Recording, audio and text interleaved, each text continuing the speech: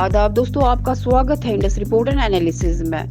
Indian economy पिछले 10 सालों में लगभग डबल हो गई है। दोस्तों, प्राइम मिनिस्टर नरेंद्र मोदी जी ने कहा कि इंडिया एक अनोखी सफलता की कहानी लिख रहा है और रिफॉर्म्स का असर इकोनॉमिक परफॉर्मेंस पर साफ दिखाई दे रहा है। ईटी वर्ल्ड लीडर्स फोरम में एड्रेस करते हुए प्राइम मिनिस्टर नरेंद्र मोदी जी ने बोला, ग्लोबल इकोनॉमी पिछले 10 सालों में 35% बढ़ी है और हमारी इकोनॉमी लगभग 90% बढ़ी है। ये सस्टेनेबल ग्रोथ है जो हमने हासिल की है और ये आगे भी ऐसे ही चलेगी। रिफॉर्म, परफॉर्म और ट्रांसफॉर्म हमारा मंत्र रहा है। लोग देश की अचीवमेंट्स देख रहे हैं और हमें पूरा विश्वास है।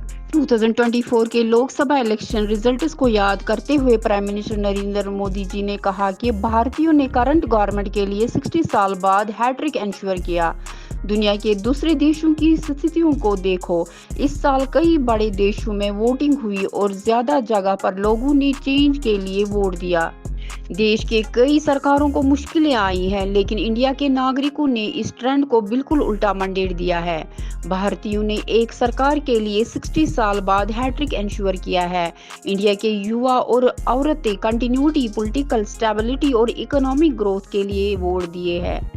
प्राइम मिनिस्टर नरेंद्र मोदी जी ने अपनी तीसरी टर्म में इंडिया को दुनिया की तीसरी सबसे बड़ी इकोनॉमी बनाने का वचन दिया और कहा कि वो खुशी से कह सकते हैं कि इस एम्बिशियस गोल की तरफ बढ़े और लगातार प्रोग्रेस हो रही है। Prime minister Narendra Modi ji message to industry leaders. अपने एड्रेस के दौरान प्राइम मिनिस्टर नरेंद्र मोदी जी ने कहा कि इंडिया को हर सेक्टर में वर्ल्ड का लीडर बनना चाहिए। हम वादा करते हैं कि हम आपको सपोर्ट करेंगे। आप वादा करिए कि आप इनोवेट करेंगे। हम वादा करते हैं कि हम रिफॉर्म्स करेंगे। आप वादा करिए कि आप परफॉर्म करेंगे।